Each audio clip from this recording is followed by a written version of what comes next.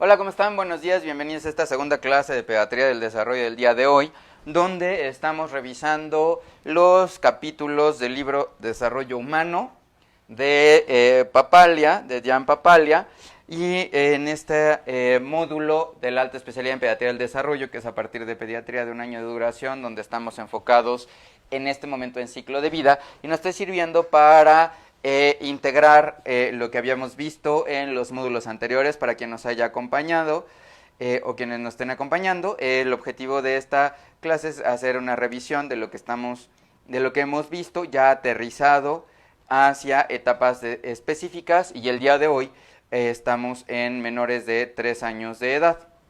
Y entonces, como primer punto, lo que vamos a estar viendo entonces en este desarrollo psicosocial es qué diferencia hay entre temperamento, carácter y personalidad, y eso es algo que vamos a ir conectando. Vean, a ver, entonces, temperamento, ¿qué es el temperamento? El temperamento es algo que tiene un componente biológico, es heredado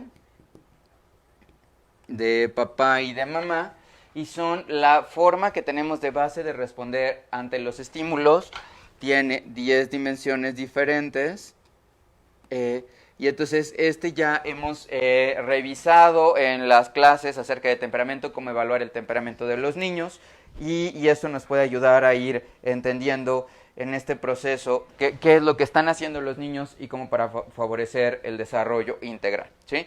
Entonces, yo pondría un ejemplo con el dispositivo móvil.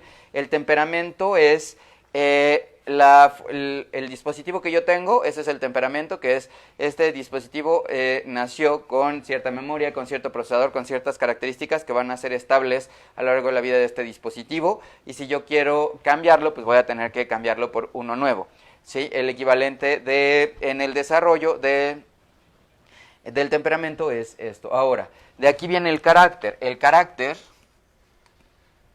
es un aspecto que tiene que ver directamente con cómo yo, a partir de este temperamento, es que voy a hacer las adecuaciones pertinentes para poder favorecer esta interacción con el medio de forma adecuada. Y entonces el carácter se forja, y esto lo que implica es que voy a estar teniendo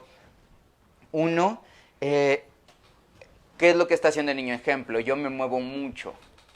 Yo, Antonio Rizzoli, me muevo mucho. Como me muevo mucho, entonces tiendo a estar moviéndome para todos lados. Ese es mi temperamento. El carácter es cómo yo adecuo ese movimiento.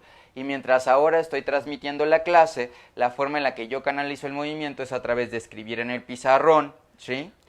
Y como yo estoy moviendo y me estoy moviendo y estoy escribiendo en el pizarrón, eso me ayuda para canalizar esa energía, y esa adecuación sería el carácter. Y la personalidad es cómo se ve. Y entonces dice Papalia, aunque los bebés comparten patrones comunes de desarrollo, desde el inicio cada uno muestra una personalidad distinta. La mezcla relativamente constante de emociones, temperamento, pensamiento y conducta que hace única a cada persona. Y entonces un bebé puede estar alegre casi siempre, mientras que otro se molesta con facilidad. Estas formas características de sentir, pensar y actuar influyen de manera en que los niños responden a los demás y se adaptan a su mundo, cité textual a Papalia. Y entonces aquí lo que está pasando y lo que vamos a ir viendo es cómo favorecer este desarrollo integral. Y entonces, en esta tabla que van a poder ver, extraída del libro de Papalia, donde se están hablando de los hitos que están relacionados con la parte social. Lo que nos habla aquí es cómo los niños están abiertos a la estimulación, empiezan a tener este interés, empiezan a tener la sonrisa social.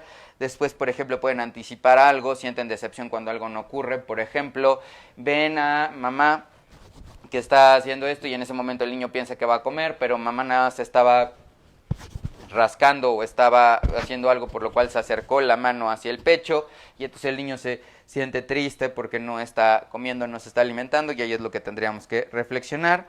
Después viene cómo participa en los juegos sociales, cómo se va relacionando con su cuidador principal y explora el medio ambiente. Y entonces, ¿qué es lo que pasa con las emociones? Aquí algo que nos dice es, cito, Primeros signos de emoción, dice, los recién nacidos demuestran con claridad los momentos en que sienten infelices. Sueltan un llanto desgarrador, agitan brazos y piernas y endurecen el cuerpo. Es difícil saber cuándo están contentos. Y ahí ya se van tranquilizando hacia la parte humana. Y entonces, lo que nos dice aquí es, ¿cuándo aparecen las emociones? Citopapalia es un proceso ordenado que despliega una serie de emociones complejas a partir de otras más simples, y entonces de algo que es sencillo se va a ir volviendo más complejo. Y entonces algo que nos dicen en esta parte de las emociones es cómo pueden tener diferentes tipos de llanto en el niño, ¿sí? Y entonces no es lo mismo un llanto de hambre, que es un llanto rítmico que no siempre se asocia con el hambre, y entonces puede ser que yo tenga el llanto de hambre y estoy haciendo un tipo particular, el llanto de enojo, que es un llanto rítmico que pasa un exceso de aire y mete este suspiro y entonces hace el llanto de dolor, que es de repente un llanto fuerte que inició súbitamente y entonces después puede retener el aliento, el llanto de frustración, que son dos llantos interminables con retención prolongada del llanto. Y entonces lo que nos plantea aquí es, aunque el niño llora, hay diferentes tipos de llanto, y yo tendría que reflexionar cómo está llorando el bebé. O sea, ¿por qué está llorando el bebé? Y aquí ya vimos 4 razones que nos puede dar del llanto, ¿no? El primero entonces puede ser que el niño esté llorando porque tiene hambre. Pero si yo cada vez que lo cargo le meto el pezón en la boca o le meto la mamila, voy a activar el reflejo de succión, y tenga o no tenga hambre, de todas maneras va a empezar a succionar. Y ahí lo que yo tendría que reflexionar es, ¿eso es lo que quiero o no? ¿Sí? Por eso la clave es, cada vez que el niño llora, tengo que hacer este cuidado cariñoso y sensible, ver cómo está el bebé. Y por ejemplo, aquí está mi bebé, y entonces mi bebé en este momento está, gracias, mi bebé en este momento, por ejemplo, está llorando. ¿Por qué está llorando? Yo tendría que ver si aquí está llorando el niño. Por ejemplo, estaba llorando, lo cargué y sería, oye Juan, ¿qué pasa? ¿Por qué estás llorando? Veo que no tenga un mosco que le haya picado, sí, que pueda hacer algo de dolor. Si lo cargo y en ese momento empiezo, por ejemplo, a arrullarlo con esta estimulación multisensorial, y entonces empiezo a hacer, ¿qué pasó, Juan? A ver, shh, shh, shh, shh. Vean cómo el shh, shh, shh, shh es de una duración específica, shh, shh, shh, shh, y yo lo voy a mover de la misma forma, shh, shh, shh, shh, shh, shh. Y entonces este movimiento de la cabeza, derivado de que estoy haciendo esto y entonces estoy estimulando la parte vestibular, con el sonido está haciendo de la misma periodicidad y de la misma ritmicidad, eso hace que sea un movimiento redundante, y entonces es probable que el niño llore. Entonces, por ejemplo, si el niño por algo se despertó y estaba llorando y está lo cargo y empiezo a hacer, a ver, shh, shh, shh, shh, y se queda tranquilo, lo único que tenía es de que estaba llorando por cualquier situación, a lo mejor simplemente estaba dormido, tuvo un mal sueño, tuvo un retortijón en el abdomen, o tuvo un gasecito, pero ya se le pasó, no necesité hacer nada más. Si el niño con esto no deja de llorar, entonces ya voy viendo ahí, nuevamente, ya revisé toda la superficie de la piel, que esté bien, que no se haya, que algo le esté doliendo, algo que le esté molestando. Puedo tocarle la pancita, si le toco la pancita y en ese momento la siento dura y llora un poquito más, puede ser dato de que tengo un cólico, ¿sí? Ya lo vi, y puede ser que simplemente esté ahí, lo estuve haciendo, y si a pesar de eso no deja de llorar, puede ser que tenga hambre, y si por ejemplo está aquí y en este momento él solito empieza a buscar acerca del pecho, entonces puede ser que tenga hambre. Si yo simplemente lo cargo, lo pongo y lo enchufo al pecho, entonces no estoy dejando que el niño vaya expresándome y aprender a leer cómo es su desarrollo emocional, ¿no? Qué barbaridad de que se está teniendo problema. ¿Podrían ponerme aquí, por favor, los demás con un 1 si sí lo han visto bien, o 2 si ha habido algún problema técnico, solamente para saber si es algo que está pasando desde nosotros como emisores o tiene que ver con el internet de Melissa, porque me apena mucho que esté costando trabajo verlo. Ojalá que los demás me ayuden contestando con un 1 si se ve y se escucha bien, por favor. Y entonces esos son los tipos de llanto. Ahora, nuevamente, emociones. Entonces, gracias Elena Woods. Entonces, ¿qué son las emociones? Las emociones, entonces, es una respuesta ante estímulos, tiene un componente biológico, y entonces vean, ahí está, por ejemplo, un tigre en un link que es donta bebé, aquí está, donta bebé, aquí está, y entonces ahí lo que podemos ir viendo es que se puede ir haciendo esta parte como de juego, y ahí estamos viendo esta respuesta. Y entonces ya hablamos de llanto. Entonces 4 tipos de llanto. Puede haber llanto por frustración, llanto de dolor, llanto de hambre, ¿sí? Llanto de enojo, tengo que preguntarme por qué está llorando y a través de cargar al bebé puedo favorecer esta regulación emocional. Ahora, las risas. Entonces, las primeras sonrisas aparecen a partir después del nacimiento, son involuntarias y ya hablábamos, un primer organizador tiene que ver con un primer organizador tiene que ver con la sonrisa social. ¿Qué es esa sonrisa social? No es lo mismo de que yo de repente estoy riendo, estoy sonriendo, a que yo sonría y a partir de esa sonrisa que yo hice, mi bebé sonríe, ¿sí? Porque esa ya está teniendo una respuesta social. Y entonces lo que se plantea aquí es que los sonidos agudos al mes ya pueden estar haciendo un tipo de sonrisa, a los 2 meses sonríen más ante los rostros que conocen y esa es la definición de sonrisa social. La sonrisa social les ve un rostro y entonces ante el rostro va a tender a sonreír y es este primer acercamiento prosocial. Los niños a los 6 meses ya tienen un intercambio emocional con un compañero y entonces, por ejemplo, está aquí y entonces yo le digo, ¿dónde estoy? Aquí está, ya podemos ir jugando. Y ya de los 12 a los 15 meses, como se ve aquí, es de que podemos ir enganchando. El juego de Onta Bebé o Peekaboo, que es el que se está viendo en este GIF de la película de la Era de Hielo, con el tigre Diego y el niño, lo que tiene que ver es, tiene diferentes etapas. Por ejemplo, cuando yo tiene un bebé 8 meses, me tapo y me descubro y le digo, ¿dónde está el bebé? Cuando me tapo, yo agarro y digo aquí, a ver, ¿dónde está bebé? Aquí está. Cuando me deja de ver y me tapo, desaparezco y cuando aparezco otra vez. Entonces, ¿dónde está? Me deja de ver, desaparezco y el niño se sorprende y dice, ¡guau! Apareció y se ríe, ¿sí? Y entonces vamos a ir viendo esta evolución del dónde está bebé a partir de ahí. Y entonces, como comenta Diana Lorena Suárez, es importante que entendamos que no todo el tiempo el bebé debe de estar cargado, ni tampoco siempre arrullado. Con un simple balanceo el bebé puede lograr calmarse y la madre o la persona debe transmitir esa sensación de tranquilidad. Y eso es muy importante. Si yo, por ejemplo, soy papá primerizo y lo estoy cargando y me tenso a la hora de cargarlo, no sé si les ha pasado que el niño está llorando, pero de repente lo carga papá y se tensa muchísimo más y es de... ¡ah! Y eso es porque si yo estoy tenso y digo, y se me va a caer, y entonces le estoy agarrando y no sé, y qué tal que se me resbala, y entonces yo le transmito esa tensión. Por eso algo que hablábamos en este videito que estamos transmitiendo por mi Instagram de Rizolice, que diario después de la clase vamos a estar transmitiendo un videito, es si yo le enseño a papá de, mira, agárralo seguro, tienes siempre que tener control de la cabeza, lo cargas aquí. La parte rítmica, algo que nos pasa mucho a los hombres, es que de repente nos dicen, cárgalo y arrúllalo, y empieza uno así, y entonces no tienes nada de ritmo, y además el ritmo que estás aquí, tú aquí estás como en una maraca así, y entonces el ritmo de aquí es, y aquí tú estás, hay una disonancia entre lo que estoy haciendo y lo que está haciendo y se despierta, porque dice la gente, o sea, tú de adulto dirías, cuando escuchas algo desafinado dices, eso suena feo, o eso suena rítmico, me estresa, el niño lo traduce como un evento disruptivo y ese evento disruptivo puede hacer que llora más, ¿no? Puede ser que simplemente mientras bebé está acostado, cuando bebé está acostado, yo llego, veo, está llorando el niño, veo cómo está, entonces reviso toda la inspección de que esté bien, veo, le puedo hacer un masajito, por ejemplo aquí un todo está bien y si con eso se tranquiliza ya tendría que hacerlo, no tengo que estarlo cargando en esa perspectiva. Y entonces en cuanto a la sonrisa ya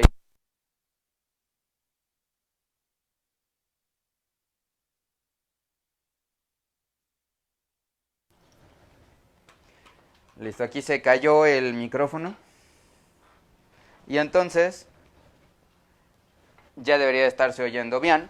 Pero ahora, ¿en qué momento entonces aparecen las emociones? Y entonces lo que estamos viendo aquí es, hay diferentes emociones con diferentes características, y entonces una de ellas es la satisfacción, que tiene que ver con la alegría.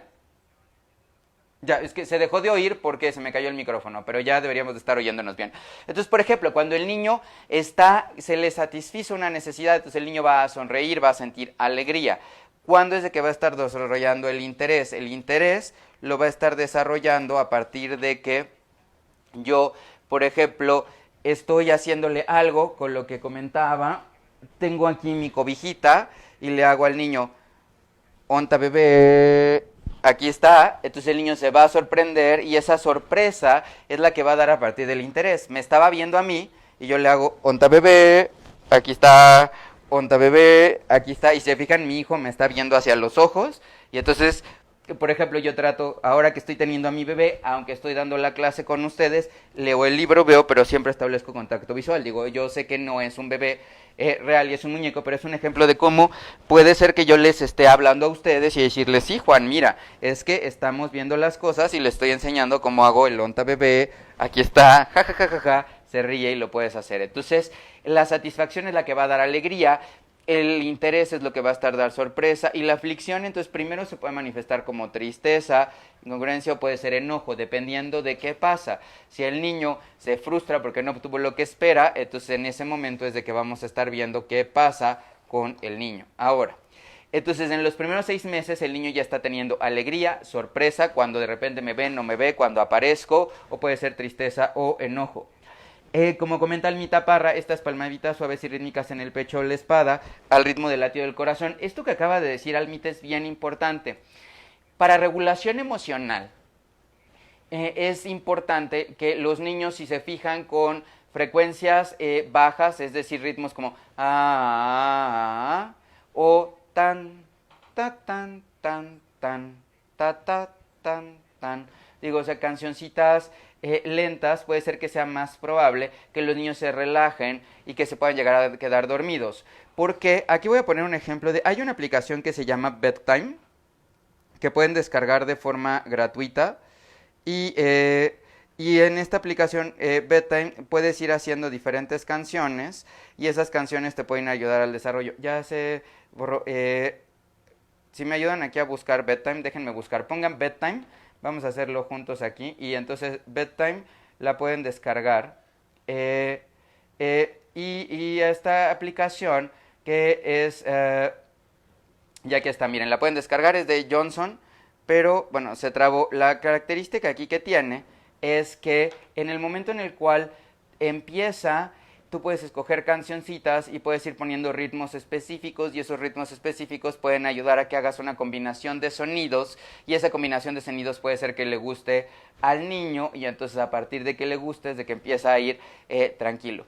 Citando de lo que comenta Almita Parra, porque esto es importante, porque el niño cuando estaba dentro del útero lo que escuchaba todo el tiempo y que le ayudaba a tranquilizar en los latidos de la mamá. Entonces con los latidos de la mamá se empiezan tun tun, tun tun, tun tun, tun tun, y yo empiezo a hacerle ajá, tan tan tan tan tan tan. Puede ser que esas frecuencias bajas sean similares a la del latido cardíaco y entonces se relaje. Por eso también es muy importante entender que cuando se está en el embarazo, el niño a partir de las 26 semanas, todo lo que nosotros decimos en voz alta como mamás, está escuchando, pero cuando el corazón late todo el tiempo está oyendo el niño el corazón y entonces el niño también va asociando este latido cardíaco más bajo, así tuk tuk tuk tuk tuk tuk, cuando estás tranquila y tuk tuk tuk tuk tuk tuk tuk tuk tuk tuk tuk tuk tuk tuk tuk cuando estás estresada, que además hace que se libere adrenalina y va asociando lo que escuchas con lo que se está viviendo y entonces ahí lo que hay que decirle a papás es mamás, cuando quieras que tu hijo esté más tranquilo, relajado, pon música más despacio. Y entonces de los 12 a los 24 meses, lo que plantean aquí es que ya hay una conciencia que puede ir favoreciendo el desarrollo y hay emociones ya autoconscientes. El niño ya está entendiendo qué es lo que estoy sintiendo, qué es lo que está pasando y es donde podemos ir hablando con ellos. Y ya las emociones autoevaluativas son de los 2 años y medio en adelante. Y entonces, desde el punto de vista del desarrollo, ¿qué es lo que pasa con estas emociones? Y entonces en estas emociones lo que vamos a estar viendo aquí es, estoy viniendo aquí con otros procesos, dice la corteza cerebral incrementa la funcionalidad, empieza la diferenciación de estas emociones básicas y eso puede ir ayudando a favorecer el desarrollo, los lóbulos frontales se van desarrollando entre los 9 y los 10 meses y entonces ahí es donde empieza a ir asociando cómo veo algo y cómo lo voy relacionando o cómo voy regulando estas emociones. A los 2 años ya empieza el yo. El yo es una frase que el niño dice a los 2 años y medio y entonces eso puede ser bastante útil y a los 3 años ya pueden ir viendo en estas sensaciones evolutivas. Y entonces nos hablan acerca de esta ayuda altruista, la empatía y la cognición social. Y entonces, ¿qué es lo que nos plantean aquí? Primero, que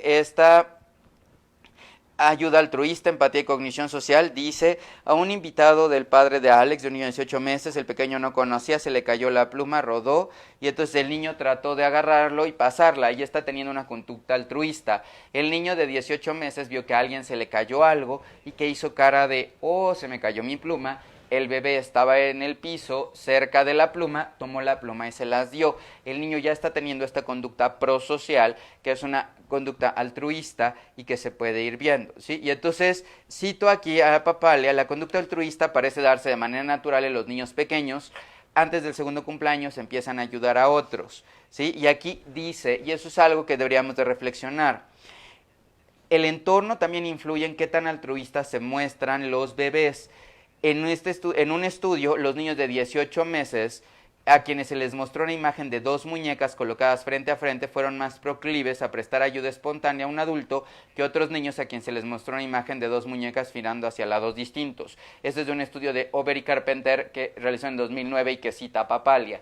Y entonces aquí algo muy importante es, para favorecer este desarrollo altruista, si nosotros estamos cara a cara, vean cómo con dos muñecas que estaban cara a cara, el niño es más probable a tener esta respuesta prosocial y altruista entre ellas, versus no, y por eso es clave el que la educación inicial, ahora que se levante la jornada de sana instancia, llevar a niños a que estén en espacios de interacción con otros niños. En un estudio que hicimos de estancias infantiles sobre educación inicial, mostramos que el ir a educación inicial triplica la probabilidad de un desarrollo normal si llevan más de 2 años en este programa de estancias. Y entonces hay algo muy importante, es qué tanto estoy yo haciendo para favorecer este desarrollo del niño. ¿Por qué? Porque ese desarrollo del niño con otros niños no lo va a aprender a menos de que esté en contacto con otros niños. Y entonces no es lo mismo, por ejemplo, que yo tenga estos dos bebés, que estos dos bebés de repente puede ser que este bebé quiere algo y este bebé quiere algo al mismo tiempo, ¿sí? Y entonces están en una educación inicial y entonces con este bebé yo tengo que decidir a quién le voy a hacer. A lo mejor este niño va a tener que aprender a tolerar la frustración de que tengo que ir a ver primero a este niño, atender a este bebé versus a este, ¿sí? Y entonces ahí es donde se puede ir viendo este comportamiento prosocial o de altruismo. ¿Por qué? Porque también si este niño está en contacto con otros niños desde etapas tempranas, va a entender que si yo quiero esta pelota, y entonces este niño tiene esta pelota, este niño quiere esta pelota, si este niño va exponiéndose en el año de vida a estar en contacto con otros niños, se va a dar cuenta de que no lo puedo tener al mismo tiempo, y entonces vean como aquí este bebé toma este, vean como este bebé toma este, y entonces aquí están compartiendo la pelota y no todos lo tenemos al mismo tiempo. Si yo a un niño que es hijo único le doy todos los juguetes, o por ejemplo tiene hermanos mayores de 6 años y el niño tiene 1 año, él está acostumbrado a que sus juguetes son de él y que no los va a compartir. Y entonces si en este momento el niño tiene esta pelota, ya este niño va a empezar así, dame, dame, mío, mío. Y entonces van a empezar a tener esta situación de conflicto. Por eso la clave es ayudar a compartir. Y ahí, si me pasas el perrito. Y entonces el perrito. Y entonces algo que puede ser muy útil también, por ejemplo, es la parte de mascotas. ¿Por qué? Porque vamos a suponer que yo nada más tengo un hijo en casa y en este momento no está yendo a educación inicial, pero el hecho de que haya una mascota puede ser de que vaya ayudando. Digo, el objetivo es de que este niño fuera un niño más grande. Si me pasas al bebé más grande, porque ya este bebé es más chiquito, pero por ejemplo el hecho de que esté con una mascota va a aprender a ir favoreciendo esta regulación emocional, y entonces cambio de hijo y ahora va a ser Juan más grande, gracias, y entonces vean cómo está aquí Juan y entonces a través del perrito va a ser: oye Juan, mira, no lo debemos de estar lastimando, los perros son seres vivos que hay que amar y cuidar, y entonces, oye, con un niño que ya está cercano hacia los 2 a 3 años, por ejemplo, si hubiera una mascota, pero si no hay una mascota pueden tener un peluche como este, ¿sí? Y estos peluches también pueden ser una buena idea. Este es de una empresa que se llama Tool Toys, que les recomiendo mucho que busquen en internet, y tiene unos juguetes muy lindos que es para el desarrollo socioemocional. Y entonces, por ejemplo, este perrito viene aquí con una plaquita que dice enojado, calmado, ¿no? Y entonces vamos a suponer que yo no tengo un espacio para tener una mascota en casa, pero el hecho de tener como algún perrito o algún juguete que tenga esta expresión emocional le puede servir al niño de: mira, oye, está el niño así, oye, ¿qué es lo que está pasando? ¿Cómo te estás sintiendo? Y entonces el tener el perrito, que ahí puede ser que el niño agarra y que vaya aprendiendo a que le va a poner la plaquita de enojado, y entonces el niño va a ir expresando su estado de ánimo a través de la plaquita que siente el perrito, ¿sí? Y entonces, por ejemplo, cuando ya se tranquilizó, se relajó y ahí es donde yo puedo ocupar las burbujas, el niño, por ejemplo, está haciendo berrinche y está así explotando, entonces tiene la plaquita de enojado, yo en ese momento busco echar burbujas para que mi hijo se vaya distrayendo y entonces al ir tocando la burbuja se va a distraer, empieza a hacer ejercicios para cambiarse y entonces ya le voy a cambiar la plaquita, allá estoy tranquilo. Y entonces, digo, este es un ejemplo de un perrito con plaquitas emocionales que puedo irle ayudando al niño a que vaya identificando su estado emocional a través de otro y después ya es de que puedo ir hablando de, oye, si está enojado, qué es lo que sería, qué te gustaría, qué crees que le gustaría al perrito. Si se siente como enojado así, ¿qué es lo que está pasando? ¿Por qué está enojado? Si se siente triste. Y entonces puede ser que tenga un perrito en la vida real o puede ser que tenga un peluche. Lo importante es de que yo vaya ejemplificando con el niño las emociones y así es más fácil que vaya aterrizando. Pero no lo va a desarrollar de una forma tan eficiente como, si a ver si está ahí la muñequita, como con otro bebé, en el cual, por ejemplo, aquí es de mira. Él está aquí y se siente triste o se siente agobiado y entonces así podemos ir aprendiendo a respetar los turnos, ¿sí? Y entonces la conducta altruista empieza antes de los 2 años de vida y es muy importante el que yo considere que está totalmente siempre validando la emoción, como comenta Almita Parra. Y entonces la empatía es una habilidad creciente para ir desarrollando lo que está pasando con otra persona en una situación particular y depende de la cognición social. Y entonces yo tengo que ir pensando cómo está el niño para ver qué es lo que pasa. Después nos hablan de temperamento, que no me voy a centrar en ello porque ya hablamos toda una clase y les invito a que busquen ese link, pero aquí nos dicen esta etiqueta de niño fácil, difícil o de lenta adaptación, esa fue la clasificación original de Thomas y Chess, pero yo les diría, más allá de clasificar si el niño es difícil o fácil, todo se puede ser difícil o fácil dependiendo de las cosas. Si me pasas el moped de la jirafa. Y entonces, aquí lo que tendríamos que ir viendo es cómo lograr ir moldeando en el niño el temperamento. Y aquí un ejemplo, si ustedes hacen este tipo de marionetitas, perdón, de puppets, sí, yo por ejemplo puedo ir diciendo, logrando esta interacción con el niño. Si en este momento no puedo ir a educación inicial, que lo ideal es de que fuera, pero vamos a suponer que mi hijo tiene 1 año, puede ser que yo empiece a jugar con él con personajes como, hola, soy la jirafa Lola, y la jirafa Lola está aquí, ¿cómo estás? Y entonces ir tratando de hablar. Ojo, cuando yo le hablo a Antonio Risoli, a mi hijo, le hablo claro y puntual. Hola Juan, ¿cómo estás? Cuando yo tengo los puppets puedo jugar a hacer diferentes voces y sonidos porque le está hablando la jirafa. Y así además ayuda a diferenciar versus que le hable la jirafa o no y estoy ayudando a este desarrollo emocional, ¿sí? Y entonces si tengo niños que tienen una baja tolerancia a la frustración, lo que puedo hacer es ayudar a través de, por ejemplo, mira, aquí está, uy, sí, me quitaron mi cosa, me siento triste porque me quitaste mis cosas. Y entonces ahí, por ejemplo, puede ser de que, o así de, oh, auxilio, alguien me podría pasar, por favor, la pelota, que no encuentro la pelota, ¿dónde está la pelota? Y entonces mi hijo lo que esperaría es de que vaya y ayude con la pelota y entonces venga y a la jirafita le diga ten, sea que hable o no habla, y entonces en este momento va a decir gracias, estoy muy contento porque ya tengo la pelota, gracias Juan, ¿sí? Y entonces yo con un puppet pude haber enseñado cómo estaba triste porque algo se me había caído y cómo el niño pudo favorecer el hecho de pasar la pelota para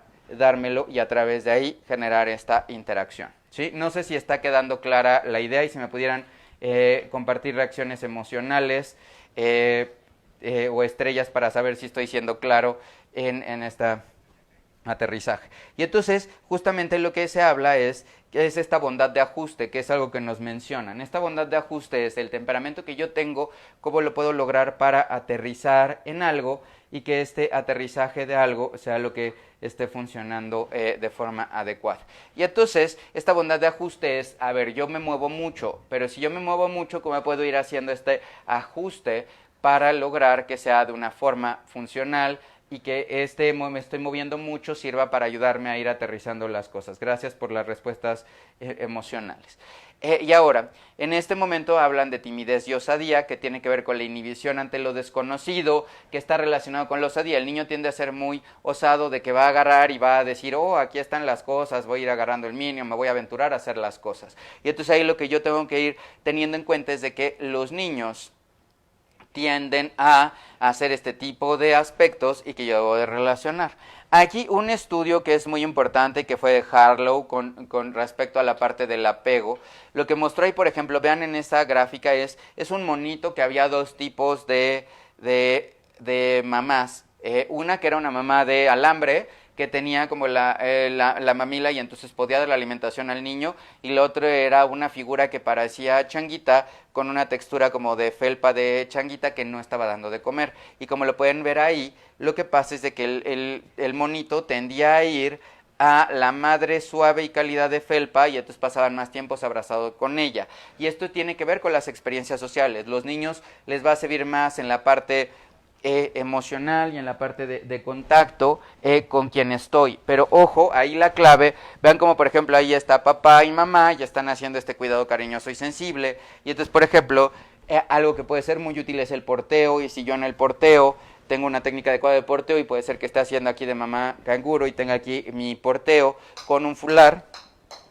Y entonces aquí está el niño, yo por ejemplo estoy trabajando y estoy haciendo algo, pero en este momento tengo aquí al niño y puedo estar estableciendo contacto físico o aprovechar estos momentos de contacto de, por ejemplo, yo tengo aquí sentado a mi bebé y en este momento estoy transmitiendo en Facebook, y aunque estoy transmitiendo en Facebook tengo aquí a mi bebé, puedo estar haciendo contacto, volteo ocasionalmente con él y estoy favoreciendo esta interacción, eso va a ayudar, ¿no? Y aquí algo muy importante es el cambiar este rol, y ayer que se festejó en México el Día del Padre, el cambio es cambiar de te ayudo por me toca y cómo empoderar a los hombres en la crianza, y ese es un gran reto que tenemos. ¿Por qué? Porque de repente llegamos y decimos, ay sí, a mí yo te ayudo, y es cambiar a me toca, y justamente ahí es donde viene este tema de género, y entonces después nos hablan de cómo hay diferencias conductuales del 1 a los 2 años, hay preferencias por cierto tipo de actividades, y entonces a los 17 meses algo de lo que se decía es los niños pueden llegar a tener un juego más agresivo, como de estar ahí correteando o haciendo cosas.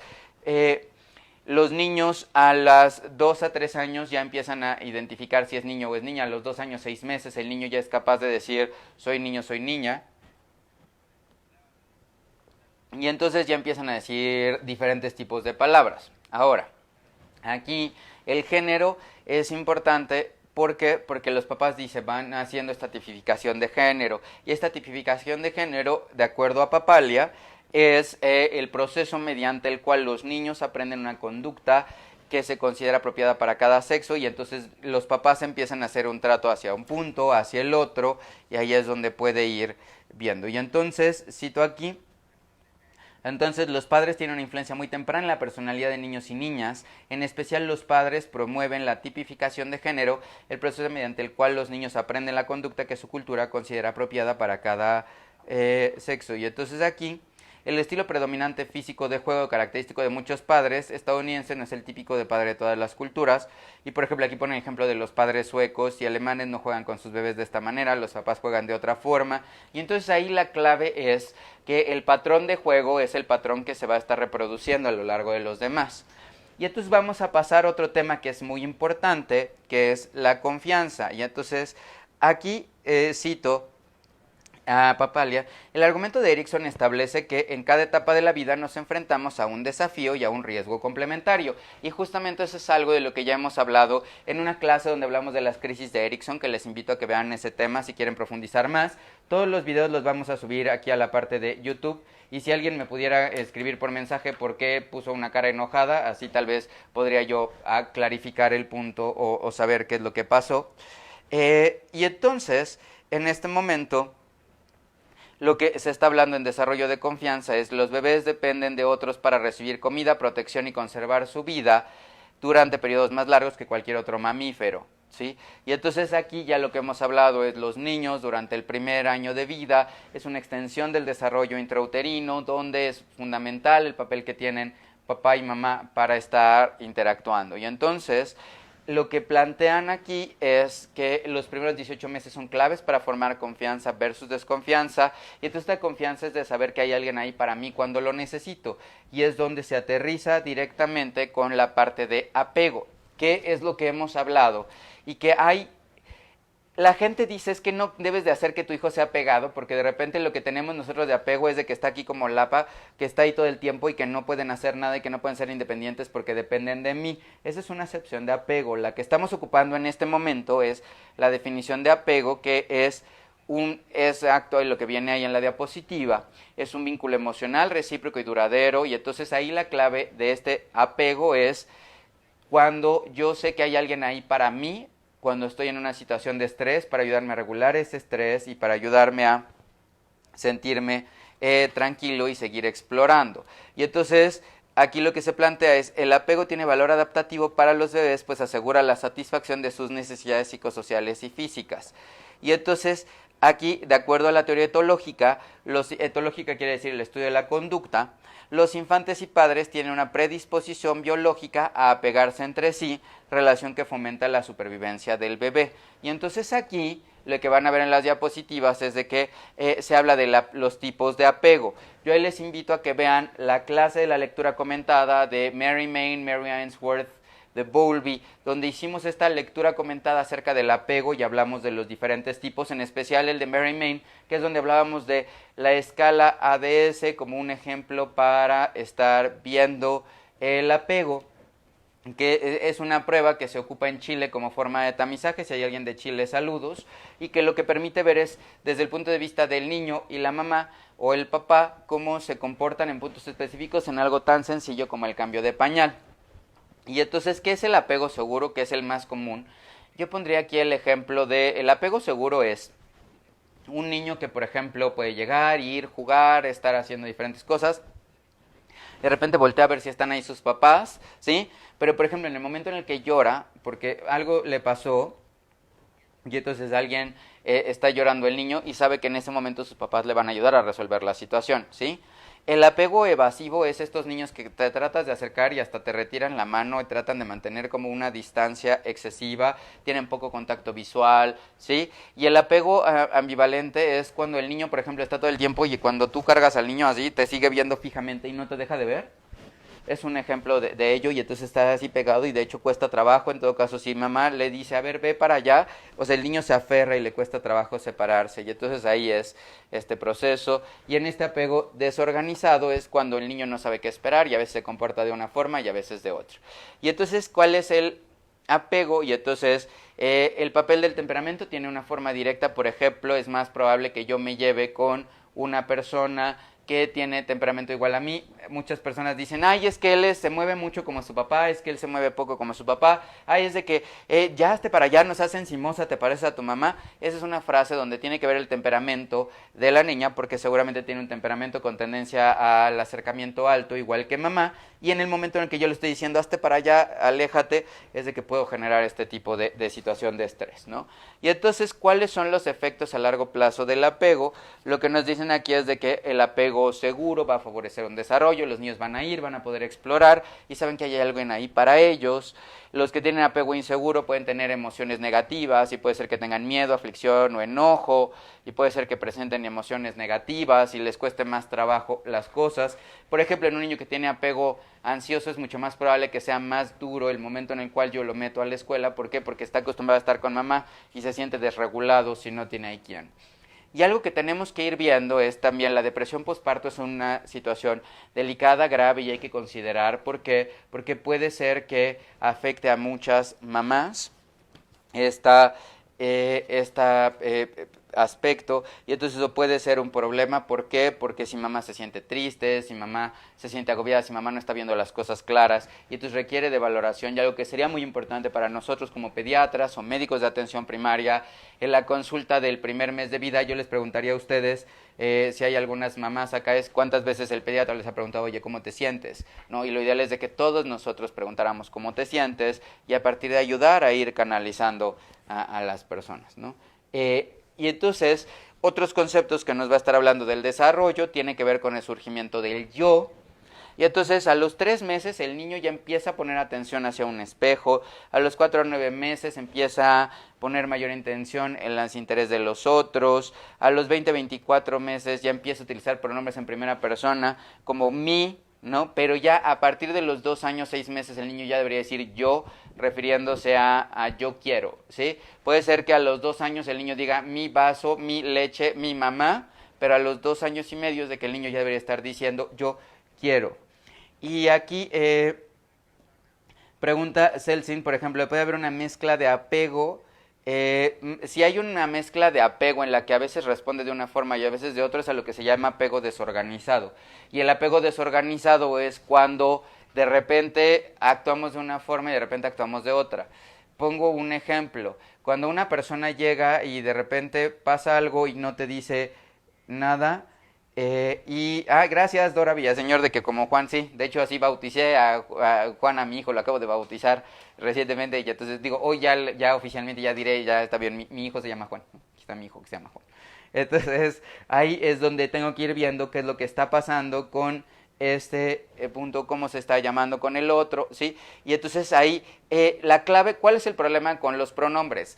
Que si yo a todo le digo, ¿dónde está tu taza, tu leche, tú, si todo el tiempo estoy haciendo tú, el niño puede estar escuchando esa palabra como tú, y ya Vygotsky dice, la fase primera de adquisición del lenguaje social, y entonces si el niño está escuchando tú, va a verlo como una palabra y como un prefijo, no como una pronombre que tiene que ver con de quién es, ¿sí? Entonces por eso la clave es antes de 2 años decirle, ¿dónde está mi taza, tu taza, la taza? ¿Dónde está tu mamá?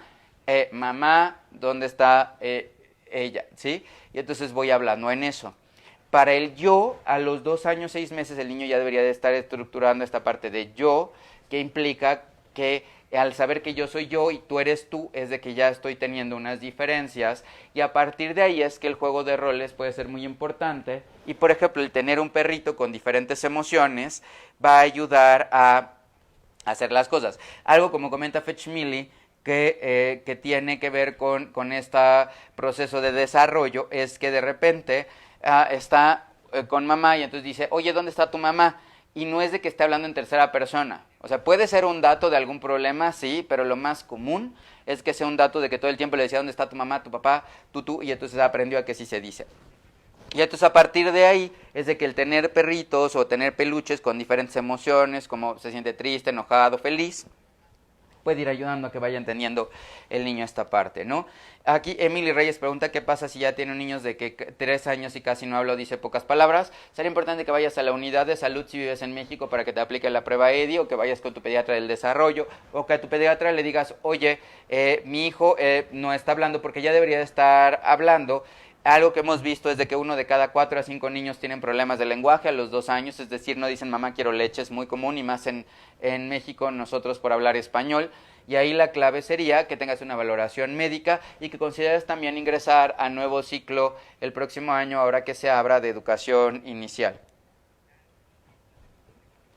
Un tema que vamos a estar viendo de acuerdo al punto de vista de la crisis de Erikson es esta parte de autonomía, y entonces en esta parte de autonomía lo que nos plantean aquí dice hay 3 aspectos que tienen que ver con el desarrollo. Ya hablamos del yo, ahora vamos a hablar de autonomía y después de la socialización. Y entonces aquí cito, el autoconcepto es la imagen que tenemos de nosotros mismos, el cuadro total de nuestros rasgos y capacidades. Y entonces ahí, en esta parte de autonomía, el niño está empezando a ir, a desarrollar. Y entonces primero, la primera crisis de Erikson, que da hasta antes de los 18 meses, es confianza versus desconfianza, y ahí la clave es que yo tenga un cuidado cariñoso y sensible, que tenga aspectos predecibles. Por ejemplo, el niño llora, voy ahí, ¿qué es lo que tienes? Porque lloras, estar en contacto con él, ¿sí? A partir de ahí viene la crisis de autonomía versus vergüenza y duda, y entonces en esta crisis de autonomía versus vergüenza y duda, el ejemplo es, el niño va caminando y le dices, te vas a caer, y entonces, chin, se cae, ¿qué haces? Te lo dije. Y entonces ahí estoy generando vergüenza y duda, y que la próxima vez diga, no, pues es que si no está mi mamá, se va a hacer. Aquí de la Fundación UNU preguntan de Prueba EDI. De hecho ya está por salir pronto una plataforma de capacitación en línea gratuita en Prueba EDI, y pronto lo vamos a hacer. Muchas gracias, Eva, gracias por la felicitación de ayer, la valora mucho. Pero entonces Prueba EDI va a haber pronto capacitación, y pronto vamos a organizar una capacitación en Batel. Todo esto le vamos a estar avisando a partir de la página, y también si hay papás o mamás que quisieran profundizar en temas, mañana vamos a estar en el consultorio de pediatría con Toño Risoli a las 6 de la tarde. Es un espacio específicamente para dudas de papás, mamás o de personas que tienen que ver con niños. Mañana vamos a estar hablando acerca de sueño Y entonces ahí ojalá que me acompañen mañana a las 6 de la tarde en esta consultorio de pediatría para ir resolviendo sus preguntas. En este momento entonces viene aquí una tabla de tips de autonomía. ¿Y cómo voy entonces a favorecer la autonomía? No es te lo dije, ay sí, porque siempre escuchamos esta frase de te la dije. La clave ahí es, por ejemplo, el niño quiere hacer algo y es, espérame, aquí estoy, inténtalo, y si te pasa algo aquí estoy para ti. Pero ya sabe el niño que lo puede intentar, pero yo estoy ahí para él, para ayudarle a regular, ¿no? Y entonces en esta parte de autorregulación, lo que vamos a estar hablando aquí es, ¿qué es la autorregulación? Es controlar mi conducta para aprender las peticiones o expectativas de un cuidador, incluso cuando no está presente, y es la base de la socialización, donde hay un tú, tiene que haber para que haya un tú, tiene que haber un yo, y para que yo pueda aprender a convivir, necesito estar estructurando cómo yo voy a ir desarrollando límites a partir de saber que mi libertad termina donde empieza la libertad del otro, y por eso es fundamental en este siglo XXI el acudir a educación inicial a partir del año y a preescolar, por supuesto, ¿no? Más allá de lo que yo pueda hacer en casa, necesitamos que los niños y niñas estén en contacto con otros niños y niñas para ir aprendiendo esta autorregulación. Y entonces aquí lo que nos hablan en esta conciencia, por ejemplo, dicen hay 3 tipos de conciencia. Aquí conciencia entendida como esta vocecita interna que te dice qué es lo que debo de ir haciendo, qué es lo que debo de socializar. Y entonces en estos orígenes de la conciencia, lo que se dice aquí es, en esta obediencia comprometida, que dice, si se siguen de manera voluntaria las órdenes de limpiar y no tocar los juguetes especiales sin recordatorios, se relaciona con la internalización de los valores. Yo voy a hacer algo porque así me dicen que es, y entonces como lo voy a estar aterrizando. La obediencia situacional se necesitan incitadores y su obediencia depende del control continuo de los padres, y la cooperación receptiva, que tiene que ver con esta disposición entusiasta de un niño con el padre, ¿sí? En cuanto al tema de hermanos, que es otras preguntas que hacen, aquí los conflictos se pueden generar en un medio para entender las relaciones sociales, y entonces si hay hermanos, a través de los límites en la estructura es donde nosotros podemos ir favoreciendo esta parte, y si son gemelos es más reto, ¿no? ¿Por qué? Porque si son gemelos y son de la misma edad, entonces quieren lo mismo, y algo que pasa es el niño quiere una cosa, pero en ese momento el niño se le ocurre que quiere lo mismo, y entonces lo que debemos de ir favoreciendo es esta autorregulación y entender que tenemos que ir dando el tiempo para todos y cómo hacer que se desarrollen. En cuanto a sociabilidad con otros niños, entonces los niños muestran interés por personas fuera de casa, gente de su mismo tamaño. Los niños pequeños aprenden por interacción mutua, por imitación, y aquí es donde se puede ir viendo. Y aquí Denise pregunta, ¿es normal que un bebé de 9 meses cada que vea personas o se sienta contenta grite como si platicara? Justamente es normal y es espectacular, y quiere decir que ya superó esta ansiedad de separación y en ese momento ya está interactuando, está socializando y ya está conviviendo con otras personas. Y en cuanto a cuidado infantil, entonces aquí algo importante es, vean ahí como esta mamá se ve que está con su hija, están al mismo nivel, son pares, la niña está haciendo algo, y entonces mamá y ella están teniendo una atención conjunta en algo, y esa es una escena hermosa que deberíamos de ir buscando. ¿Qué pasa con el cuidado infantil? Aquí lo importante, como se comenta, es calidez, delicadez y sensibilidad de los cuidadores, y también esta persistencia de las actividades del desarrollo, para que el niño vaya aprendiendo qué es lo que yo necesito y qué es lo que es bueno para mí.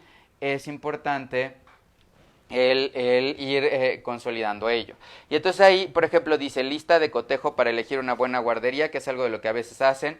Y entonces aquí lo que nos plantean es, primero, la guardería tiene licencia, cumple con normas de salud, seguridad y protección contra incendios. Y ahí para eso está el Consejo Nacional de Centros de Prestación, Servicio y Cuidado de Atención en Desarrollo Infantil, que tiene que ver con este tema. La instalación es limpia y segura, atiende a grupos pequeños, los cuidadores son capacitados en desarrollo, son cálidos, afectuosos, tolerantes y sensibles, promueve buenos hábitos de salud, fomenta la creatividad, curiosidad y disciplina en el niño. Y entonces vaya, porque luego a mí me preguntan, ¿qué características debo buscar en el centro? Aquí ya nos está diciendo, por ejemplo, también te ayuda a fortalecer las habilidades de la crianza del niño, o sea, te dan tips y recomendaciones, promueve la cooperación con escuelas, y esto entonces ya hay como guías y puntos. El cuidado es importante, ¿no?